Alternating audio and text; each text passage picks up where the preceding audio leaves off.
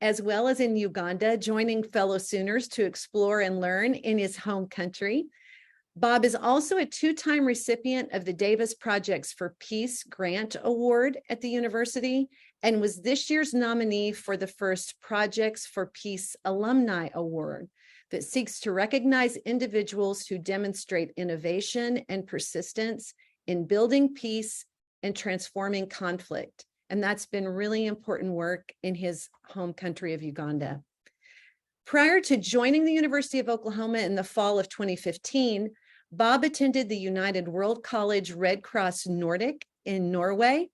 UWC makes education a force to unite people, nations, and cultures for peace and a sustainable future. And you may know that the University of Oklahoma has one of the largest constituencies of UWC scholars in the United States. We are very proud of that. Bob is truly a global citizen and is a strong believer that our differences are what makes us unique and thus a reason for celebration and not conflict. He's a passionate traveler who's lived and traveled to over 20 countries already and still counting. And he's also an enthusiastic technologist who believes in the power of technological tools to democratize access to life-changing opportunities for the most marginalized in our society. What an introduction. Oh my goodness. And I think really, Bob, you're going to be even more than that introduction today, because you're just such a great member of our human community. So welcome to the webinar, and I'll turn it over to you, my friend. Thank you. Thank you so much, Rhonda, for that very, very kind introduction. And thanks, everyone, for joining us this afternoon or this evening, depending on where you are joining in from. It's 8 p.m. here in Uganda. So, myself and all my village folks who are listening in, it's a good evening for them. And I also just want to thank the OU Alumni Association for this wonderful opportunity to just share with the wider OU community and alumni community the work that I've been doing, and just to really, also share a bit about Uganda, where I call home at the moment. So what we're going to do is I'll be sharing really my journey from Uganda all the way to Norman, Oklahoma, and back to Uganda, and the work that I've been doing here since I returned. And I'll be, sharing my screen shortly just to, show some pictures to really put some context to some of the journey that I'll be sharing, as well as the work that I've been involved in. So if you could just give me a second and let me do just that. And I'll just begin with a quick intro. So as Rhonda mentioned, my name is Robert Bob Okello, and I come from Lira, which is a town, a district in the northern part of Uganda. Now, Google Maps tells me that I'm about 23 hours and 15 minutes away from Norman, Oklahoma. So if there were a direct flight from Lira to Norman, Oklahoma, it would be about 23 hours and 15 minutes. So I'm effectively just a day away from Norman. But this is what Lira looks like in terms of again, just the location of Uganda from Norman, Oklahoma. Let me just see here. My cursor is sort of disappearing on me here. Just give me a second, and we'll fix that. Let me just quickly stop share and then reshare my screen again.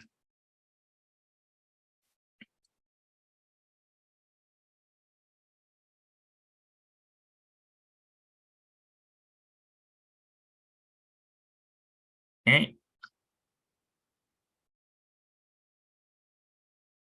See if I'm able to advance the slides here.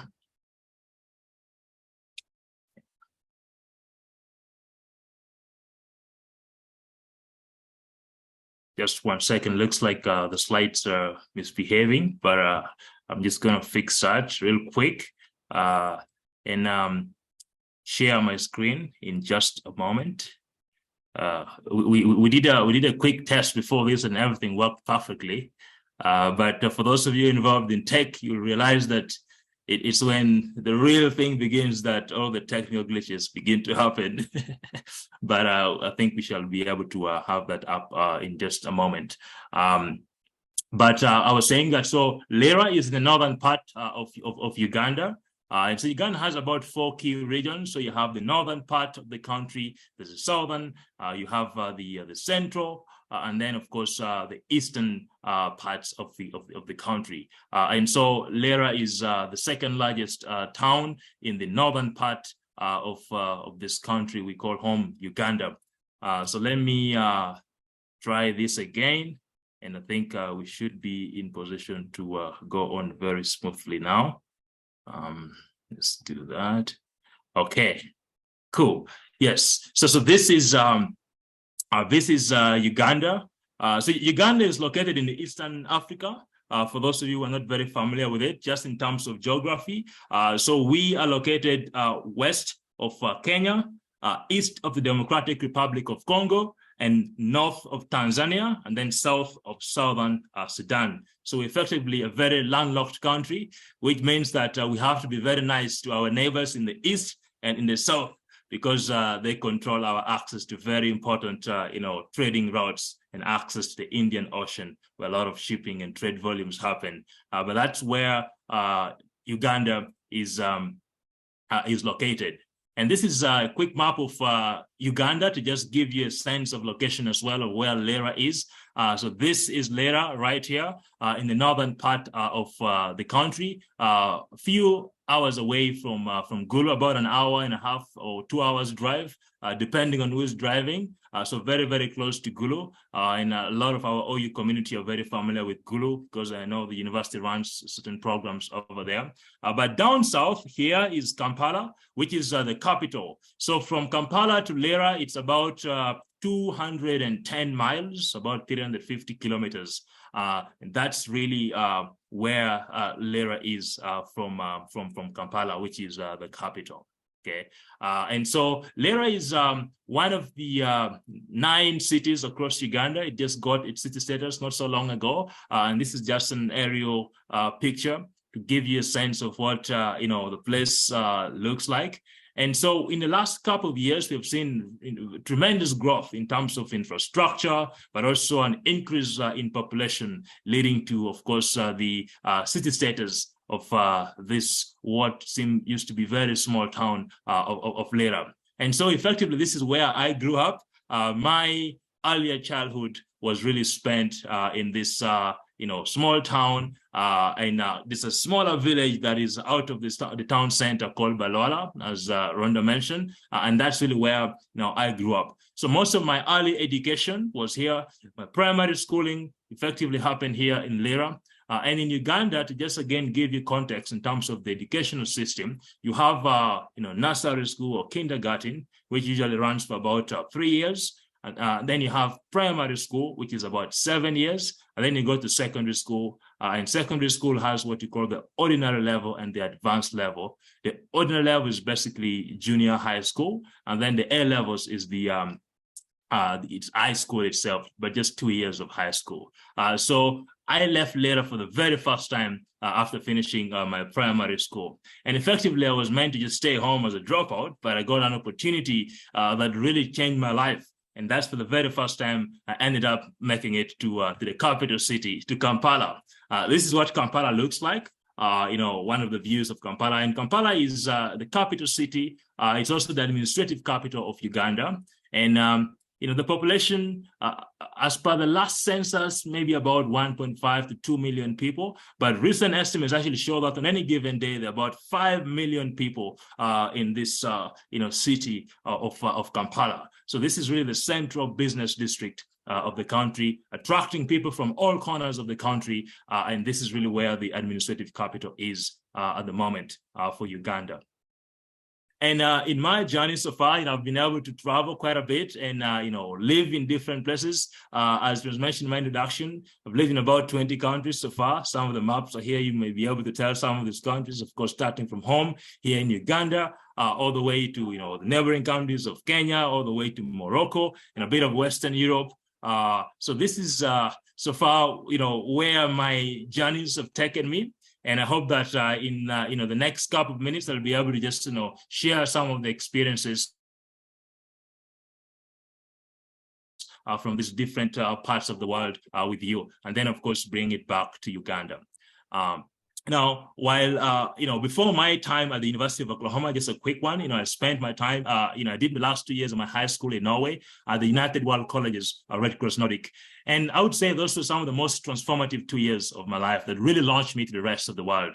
It was a very unique setting, 200 students from 95 different countries, and every aspect of college life was a classroom in itself. And that really, I think, what began to really drive my international understanding, understanding different cultures. And I think it was perhaps the most, impactful experiences prior to my university days. Norman, Oklahoma is, quite different from Norway. It's very, very cold. So this is actually the school campus where I spent 2 years. It's a picture I took during one of the winters. You can see the sun from the mountain tops. Uganda is a very, very warm country, as you'll be seeing in some of the pictures. So moving from Uganda to Norway was quite a big adjustment for me. In Uganda, it's summer 24/7. From January to December, we are living in summer. So going to Norway was perhaps the very first time I was experiencing winter, for example, and all the the aspects of different life. And also the first time I was living extremely far away from home was during this particular time in Norway. I got to, of course, really immerse myself into the Nordic outdoor life, right? The Norwegians have a saying that there's no such thing as bad weather, only bad clothing. So my interaction with winter, snow, and sandwiches really began here in Norway. And just, a few pictures really give you a sense of the authentic Norwegian winter.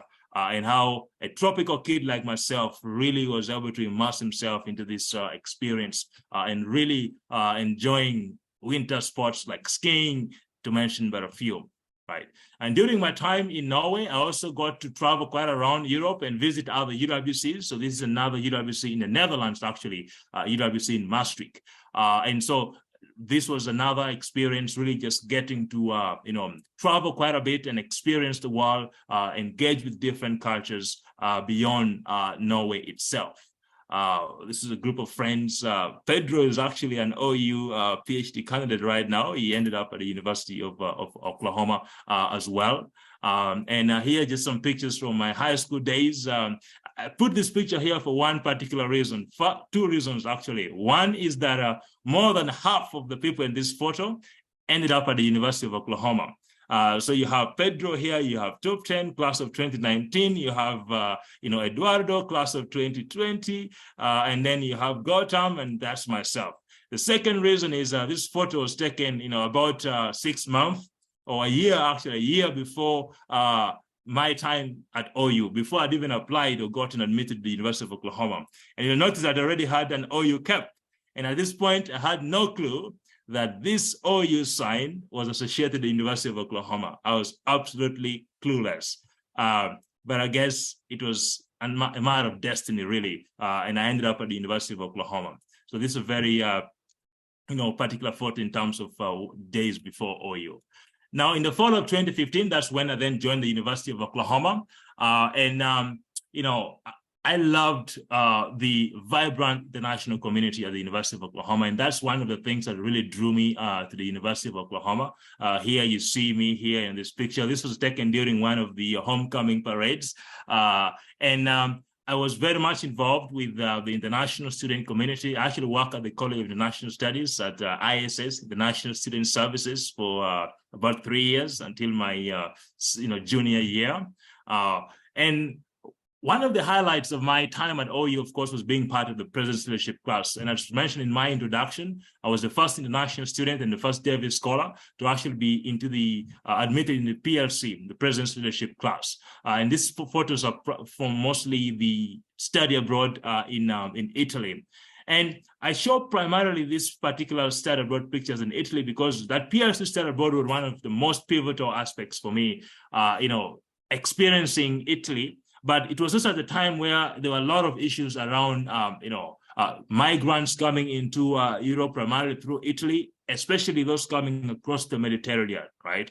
And so for me, seeing a lot of young Africans, in Italy on the streets, living lives that, definitely you imagine there's better, really, really challenging me. And I think that's what really got me thinking in terms of what the kind of work I would end up doing after college and what I'm doing today is, one in terms of how do we actually ensure that people are not forced out of their home countries to go into other areas in search of better opportunities, right? So this idea of access to opportunity, I think this was one of those state-of-the-art programs that really started compelling me in that particular direction. I was also part of course, the OU Davis Scholars Program. And again, as mentioned, OU has the largest number of Davis Scholars in any university, actually not just in the US, but in the world. And this was during one of the celebrations of the Davis Cup, actually, during my year.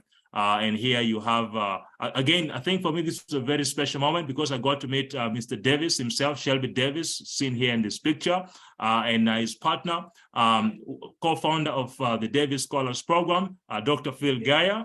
And here you have, of course, Craig Hayes, who is the director for the Davis Scholars Program, and Mrs. Holden. But this is just sort of one of the highlights of my time at the University of Oklahoma as well. And as mentioned, I was very actively engaged with the International Advisory Committee, and I served as the president. And in this photo, you actually see a lot of my cabinet members, my fellow executive members. We had an amazing time serving our OU international community during the time at OU. Now, my time in the US was, of course, beyond Norman. I was quite engaged outside the university itself. On the right, left here, you see me receiving some gifts from the Norman Lions Club when they nominated me as the International Student of the Month. And of course, classrooms. This is from one of my entrepreneurship classrooms. And I put this picture here because this was one of the most pivotal moments for me in terms of my entrepreneurial journey. New venture development was a very, very key course for me that really got me venturing into the entrepreneurship space.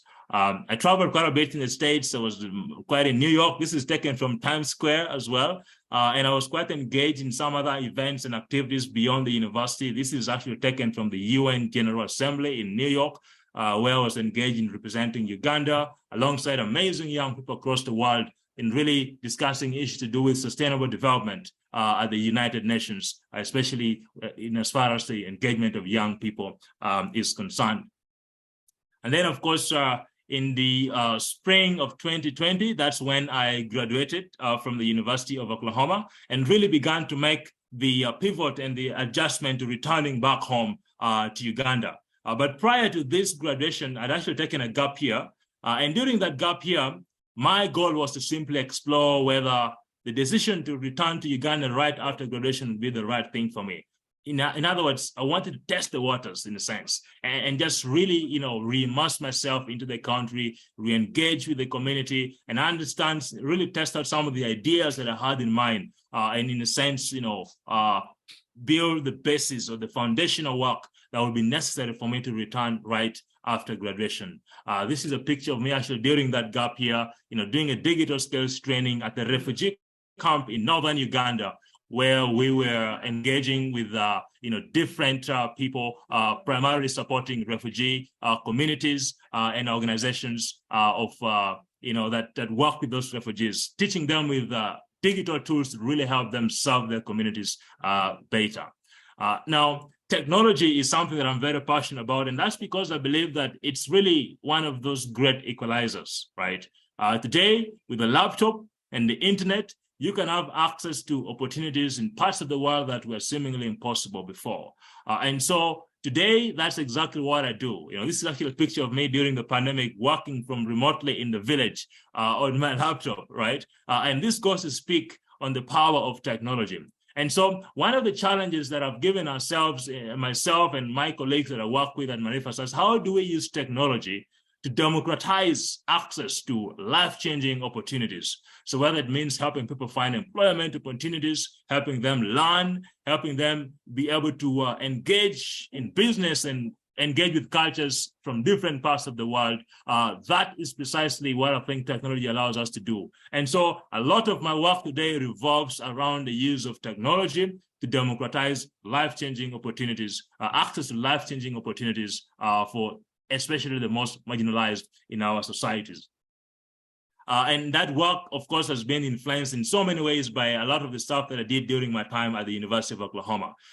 This is actually a picture on the launch of one of the digital learning centers in Gulu, alongside Sister Rosemary Nirumbe, that a lot of us know, especially the University of Oklahoma. But this was my second Davis Projects for Peace that was really aimed at creating a safe digital learning environment, particularly targeted for young women. We found out that in Uganda, a lot of, this what we call the digital divide, right? Which is those who have access to digital tools and solutions. But also, if you double click on that, if you look further, you actually realize that there's also a gender digital divide, which means that a lot of, women are not particularly having access to these sort of opportunities. So the goal of this space was really to create that safe space where they could learn the skills and be able to engage in a lot of aspects of everyday life using technology. Here's just a simple picture of people actually going through actual training in the program. And so a lot of my work also has to do with training young people. And so today at Marifa Sasa, we are very much focused on creating digital employment opportunities for Africa's young people. Unemployment is one of the biggest challenges we face, not only as a country, but as a continent as well. And just give you an example, in Uganda, we have about 700,000 young people entering the workforce every year. But the economy is only creating about 25,000 to about 35,000 jobs a year, which means that there is urgent need for us to be able to rapidly increase the rate at which we are creating those job opportunities, but also ensuring that the job search prospects are not limited within the confines of a single country, right? And because of technology today, we are able to actually enable our young people to access opportunities beyond their own countries, beyond their villages. And that is a very central work of the work that we're doing here at Marifa Sasa.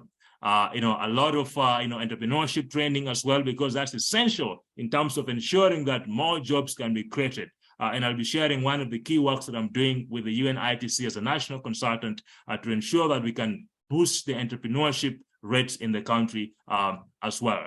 Here's also another training session, mostly focusing on young people in the vocational education and training. Again, equipping them with digital skills and technology-related skills to augment the already hands-on practical skills they have to enable them to be more effective job creators, but also be able to have access to more opportunities in terms of employment online. Our training, of course, has to do with a lot of data and use of technology, and so this is a training actually for companies as well, because as technology continues to disrupt the way we work, the learning curve begins to shift, and a lot of people need to learn new skills. A lot of people need to reskill themselves.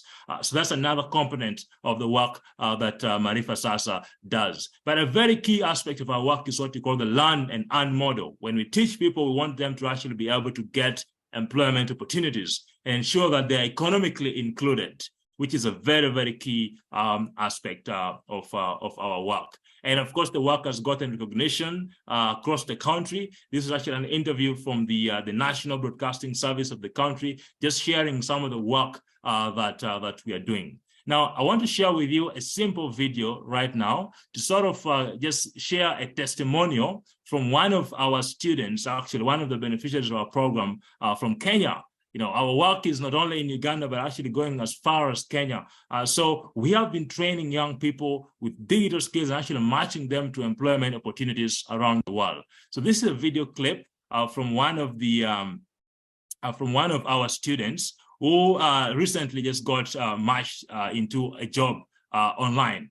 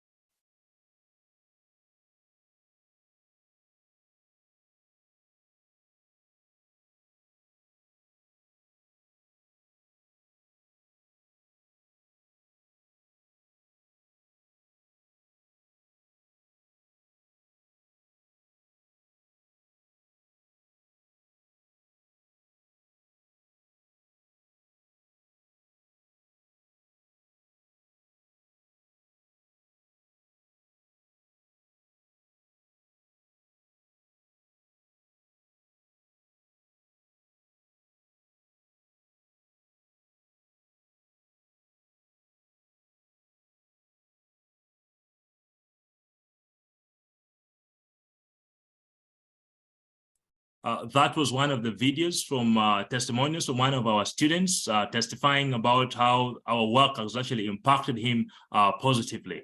There are lots of young people like Lawrence Macau across Africa that we intend to reach through our work.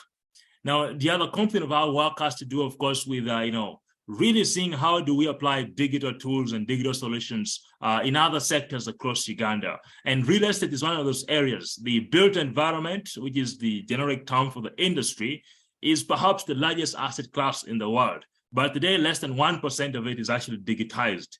And so a spin-off from Arifa Sasa called Mojanity recently actually launched in Uganda to help players in the built environment to adopt digital solutions to be able to, one, of course, drive towards net zero by reducing their environmental impact by leveraging on a lot of these digital solutions. And the work that we do, of course, today involves working with a lot of partners. And one of the most essential partners is, of course, ensuring that we're working with the government. On this picture, you actually see here on the left, this is the permanent secretary for the Ministry of ICT in Uganda. And in the middle, we have one of the members of parliament from Zimbabwe in Western Uganda.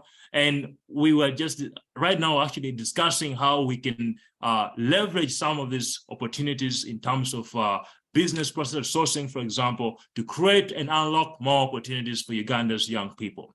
And then here on the right, we are being recognized by the third deputy vice president of Uganda for one of the works that we're doing, of course, in helping to bring about sustainability using technology in the digital space, in the built environment, rather. I mentioned that I do a lot of work as well with youth entrepreneurship. And so, again, the common theme here is how do we create life-changing opportunities for Uganda's young people and for Africa's youth? And another key essential role in terms of creating employment is supporting entrepreneurship. So I have the privilege of serving as the Associate National Coordinator in Uganda for the Youth Startup Academy, which aims to train 1,000 Ugandan entrepreneurs, support the businesses, help them build scalable business models so that they can create more jobs to be able to employ more Ugandans. And so we're already actually at the 50% mark of this particular initiative. So far, with about 500 entrepreneurs trained in our program. And by December next year, we will, of course, be finishing with the other second half. But another very important aspect of this work has to do with policy. So we work very closely again with the government of Uganda, primarily the Ministry of ICT through the National Information Technology Authority of Uganda, to really champion issues to do with favorable policies that support startups and entrepreneurship in the country. Now, to transition a bit as we begin to, of course, end the presentation and open up for Q&A, is that I get the privilege of, traveling quite a bit as a result of my work, both within Uganda and across Africa as well. So this is just some pictures of me, recently on a mission in Tanzania. This was in Zanzibar, actually, and here I'm actually working from the beach in Dar es Salaam. So I get to really experience the world through my work as well, because of the different engagements that I have. Here are some pictures from a recent trip in Morocco, for example, where we had taken some of Uganda's top 10 entrepreneurs to exhibit at GITEX Africa, which was indeed the largest technology event on the African continent this year. And of course, got to have very, very interesting moments with the entrepreneurs and just experience Morocco. One thing I can say is that the food here was absolutely amazing. And that's one thing that I miss most about Morocco. This was recently from a conference that I attended in Ghana. So I got to really explore Accra as well. And, this is the independence center where, Kwame Nkrumah declared Ghana's independence in 1957. So a very historical site here in Ghana.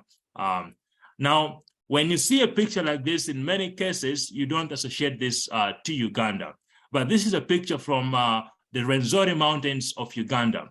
One of those few snow-capped mountains on the equator, okay? So Uganda actually lies on the equator. The equator, parts of Uganda lie on the southern hemisphere and most of it lies on the northern hemisphere. And so, like I mentioned at the beginning, we have summer all year round. So it's quite warm relatively, the entire year. But to have a snow-capped mountain on the equator is something very unique, and that is something that is truly unique to the Rwenzori Mountains of Uganda. Uganda is known for its biodiversity and amazing wildlife experiences. This was just a picture we took actually on Queen Elizabeth National Park, the largest, the largest national parks in Uganda. Lots of elephants in the savannah, as you can see in this picture. So you can, of course, expect to experience an amazing safari ride in some of Uganda's national parks when you visit this beautiful country. Uganda is also, of course, home to the River Nile that begins its journey from Lake Victoria. So this photo here on the left is actually from a ferry in one of the islands in Lake Victoria, which is the largest freshwater lake in Africa. And then on the right here is a picture taken in Makshin Falls, which is on the River Nile, the very last waterfall on the River Nile before the Mediterranean. And of course, this on the top right corner, also another picture from Makshin Falls National Park, lots of animals.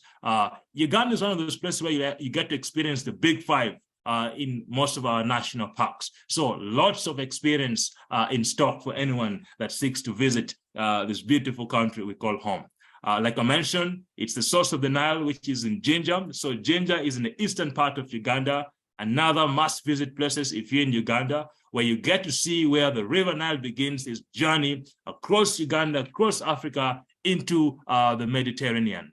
And this is really, really very, very important place to visit when you're in Uganda. And then in the eastern part of the country, it's one of those very mountainous areas. But there are two very unique things about this part of the country and a must visit for anyone coming to Uganda. One, of course, you have the Sipi Falls, which is a series of waterfalls that come from, again, another mountain from the eastern part of the country, the Elgon region. But also this region is known for producing very, very good coffee, Arabica coffee. And secondly, the most unique thing about this part of the country is that it is where Uganda's world record breakers and Olympic gold medalists all come from in terms of athletes, right? So it's a very mountainous area, and one of Uganda's most elite athletes do come from this part of the country. So it's very, very, great place to visit. Very high mountains. If you love high altitude sports and hiking, this is a place for you to definitely visit when you come here to Uganda. Now, I'm going to conclude by sharing a video that I hope will really compel you to visit Uganda very, very soon. So let's do that. And then after this video, we shall open up for questions and answers, the Q&A session.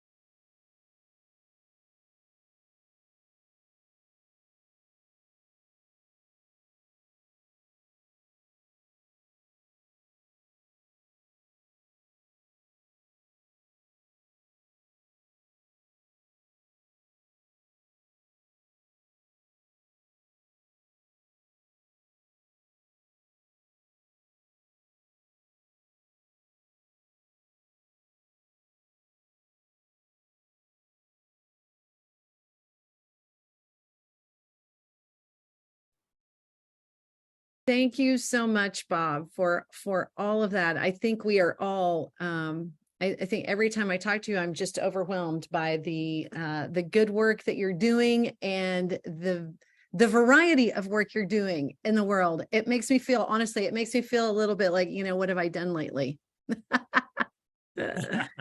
Very, very nice. Thank you for those kind words. Yeah. I do want to say, I think that on both of those videos, we were struggling with the audio. And so we may need to send, we are recording this session.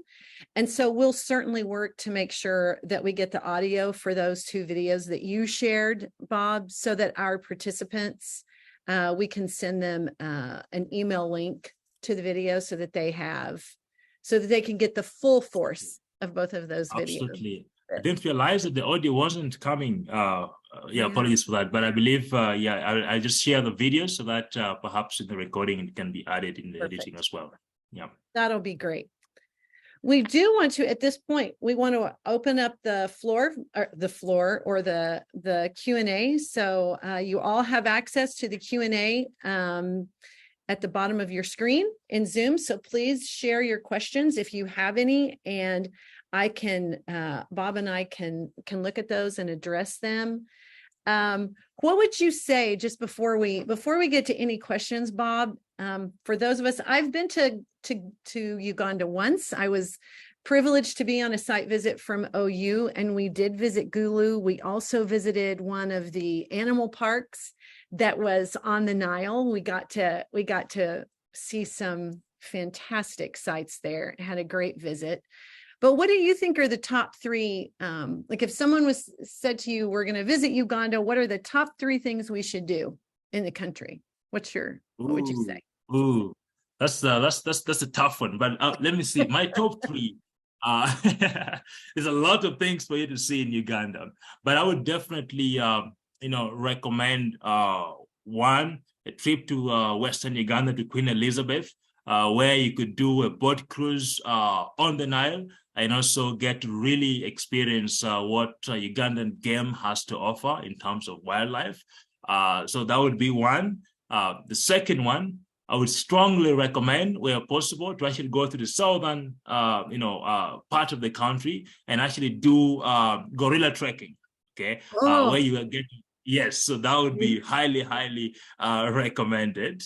And then the third one, especially for those who love water sports, I would definitely recommend going to Ginger, where you can enjoy all the water sports that the Nile has to offer, from the boat ride on the Nile, but also rafting on the Nile. And you can top that up with a bungee jumping on the Nile. Those would be the top three experiences for anyone to do experience when they're in Uganda. Very, very adventurous. That would be a very adventurous trip. Right. I do know that when we were in Kampala, the southern part of Uganda is very different than the northern part of Uganda, where you are from. Indeed. And I know when we were in Kampala, we visited, I believe it's Lake Victoria, that is near Kampala. We had very different, it's very much a metropolitan city, very busy. So how do you think growing up in that northern part of Uganda made you a different person than if you had been raised somewhere else within the country? Right. That's a very, very good question, and a very interesting question, because to answer that question, perhaps to appreciate that question, one has to understand a bit of history of these two parts of the country. So the northern part of Uganda, where I do come from and where I grew up, underwent a very long period of civil unrest and rebel activity, right? There's a lot of insecurity, and a lot of people were actually displaced from their homes and living in internally displaced people's camps for about 20 years, so about 2 decades, until about early 2000s, so 2003, 2004. That's when the guns went silent and the process of rebuilding actually began. So that particular history meant that that part of the country was largely affected in terms of development.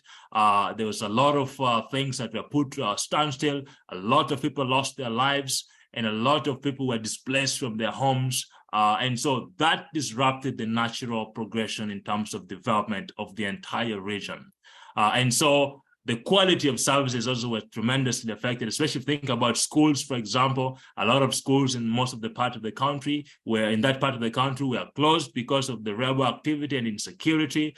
Since we experienced issues of abductions actually in schools, so that really affected the region. And I think we lost about 2 decades of progress. However, today, as we speak, we see complete transformation happening. And we also see people, there are so many people like myself who are saying it is time to rewrite the script, right? And perhaps learn from the lessons of our history to really build and build a future that we want to see for this part of the country. And so because of that, there were definitely some, inherent inequities in terms of the quality of education compared to our counterparts who are learning from the southern part of the country, for example, right? Businesses were strongly affected, and that led to immense economic inequities as well, because there was not much happening in terms of economic activity because of the insurgency as well. So I think because of that particular history, that's where you see very stark differences in terms of the levels of development in both parts in the 2 regions of the country.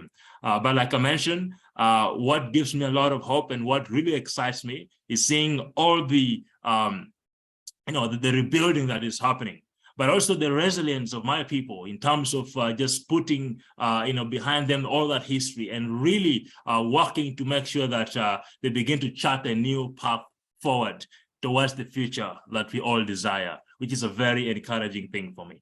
Absolutely. And your organizations certainly are helping with that, right? With the reskilling and assisting of youth in your nation and in that part of the world who may have missed significant time in school, significant time in developing those skills in a educational institution, can now find that in some of those other organizations. So that's absolutely great. That's great. Absolutely. We do have a question from one of our participants who asks, first of all, notes that you are such a great representative of OU and our alumni doing great things around the world. But what advice would you have for a young international student who's maybe just starting their time in Norman? How would you advise them on maximizing their college experience? Wow, that's a very, very good question.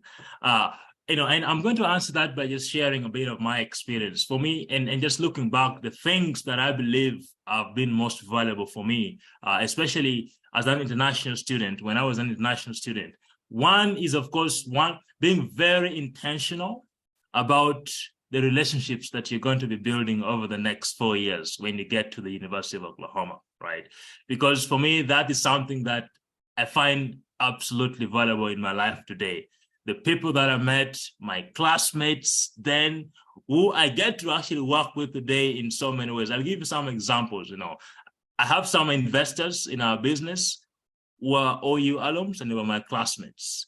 We have some business partners today from OU who are my classmates, right? So it goes on to speak about the significance and importance of those relationships that were built during my time in Norman. And so that would, for me, be one of the most important pieces of advice I can give to any international student just starting off, especially if you have it in your plan to return to your country after the 4 years. The connections, the relationships you're going to have, built in Norman, in the US, that you get to take back to you at home will become very, very valuable. So being very intentional about nurturing and building very genuine relationships during your time, that for me would be perhaps one of the most important pieces of advice. And it's something that I truly am lucky that I've had those sort of friends and relationships during those 4 years that continue to, have strong influence in the work that I do here in Uganda as well. Right. Oh, what a great answer. What a great answer. And would you, I know that we see so many UWC students at the University of Oklahoma, right? We have That's right. Upwards, I believe we have close to 400 on campus at a time. And so what is I am sure there, well, maybe there was a part of you that thought I might stay in the US. What really compelled you to go back to Uganda? Indeed, that's another very good question, and I often get asked that question. Actually, what was it that made you come back to Uganda? And for me, so I mentioned a few things. One, I wouldn't say there was like one particular thing, but there are several things that build up towards really that decision. One thing that I saw, especially during my time in Rome, I mentioned about the study abroad in Italy, that really bothered me, and from 2016 all the way to the time I graduated, I kept thinking about that, which was all these young Africans on the streets of Rome, right? Yes. Either selling flowers, just trying to make it in life. Right. And for them, they went there because they were looking for greener pastures and better opportunities, right? Yep. And so for me, one thing that really kept bothering me was, what is it that compels someone to leave the comfort of their home and go into another place with a completely unknown future to try to make it there? How bad does it have to get for someone to actually make that decision, right? And so one of the things that I've always been compelled to do is how can I leverage my education? How can I leverage my training at the University of Oklahoma? How can I leverage all the relationships that I've built at the university to go home and create opportunities for such kinds of young people and show to them that you can actually make it from here at home? But most importantly, help them see the opportunities around them, wherever they are, in their hometowns, in their villages, and show them that maybe you don't have to actually make such a dangerous journey across the Mediterranean to the other side of the world to make it in life. And so that was one of the most compelling reasons that made me to actually come back to Uganda. And I will say that it wasn't the most of easy decisions I had to make. It was challenging because on one hand, I could have lived a very comfortable life in the US. I could have gotten a relatively good job in the US. But then again, that would have just been for me, right? And for me, the challenge has always been, how can I be a part of something greater than myself, right? And so it doesn't help to be the most successful person from my village when everyone else is struggling. But if I can leverage the access that I have, the opportunity that I have to lift so many other people up, I am definitely going to do that. And that is what made the decision relatively easy at the end of the day for me to come back home. What a wonderful answer. What a wonderful response. Great respect for that. We have another question from the group, from a participant who notes that they are so proud of the work you're doing in Uganda and asks, what is the best way to stay up to date on your work and to potentially get involved? Oh, I'm so glad they asked for that. Indeed. Right. Yeah. Thank you for asking for that. Yes, indeed. So there's several ways that you can, of course, stay up to date with the work, that I'm doing. First of all, for Marifa Sasa in particular, you can actually visit our website, which is marifasasa.com. There's a lot of information there about the work that we are doing. But I'm quite active on social media as well. And so, the organizations that I'm working with. So for Marifa Sasa, you can find us on Facebook, you can find us on Twitter, and on LinkedIn. But I would implore you to connect with me on LinkedIn. Just go to LinkedIn and Robert Bob Okello, my full name, and let's connect over LinkedIn. And you'll definitely be sure to be receiving a lot of up-to-date information about the work that we're doing. But most importantly, I want to give a call to action, actually, since they asked for that question. Like I mentioned, one of the key works that we're doing is, of course, matching young people to employment opportunities all around the world using technology, right? So someone can be here in Lira, but working for a business in Norman, without ever having to know where Kampala is. So for the alumni on the call, for the people listening in, that is one direct way. If you run a business, an organization that would outsource some of their processes, we would be very happy to engage with you in those sort of, engagements and work. Because I do believe that it takes a collective effort to be able to address some of these challenges. And what better place to get that kind of support than my very own OU community? Exactly. And I think I'm sure that there are ways that we can be involved, that we can support the work and support these really important things that you're doing around the world, right?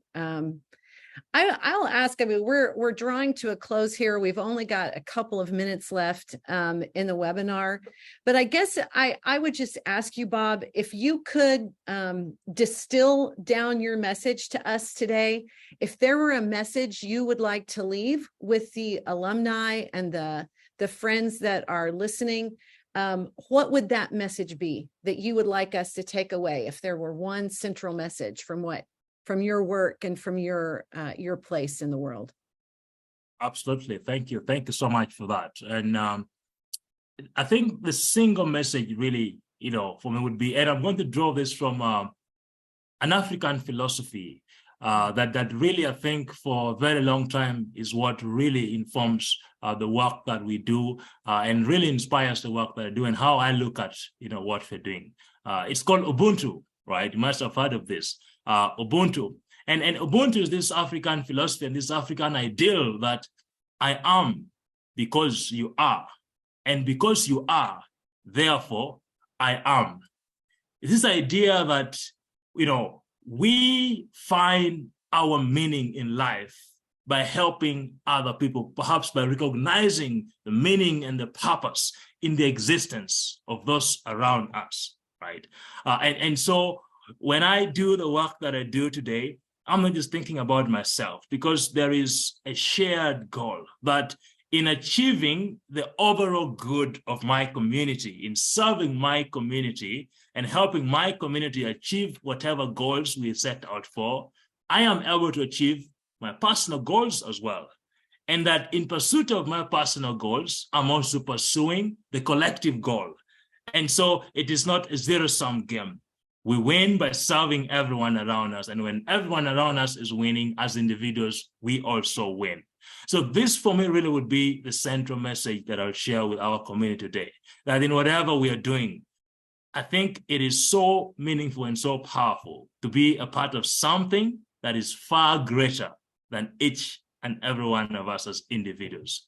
And that is what I would encourage us to pursue, those sort of things that help us to contribute to this greater good, to the collective of everyone around us. That as we rise with all those around us as well. I think that is one sure way of making the world around us a much better place. Thank you. That is fantastic. I can't think of a better way to end. And you demonstrate that every day. We thank you for it. We thank you so much for spending time with us today as it gets later and later in Uganda. Thank you for spending your evening with us. Thank you for the work you do. I think I would speak for everyone when I say you make me proud to be an OU alum. And so I thank you. Thank you all. And thank you all for joining us today.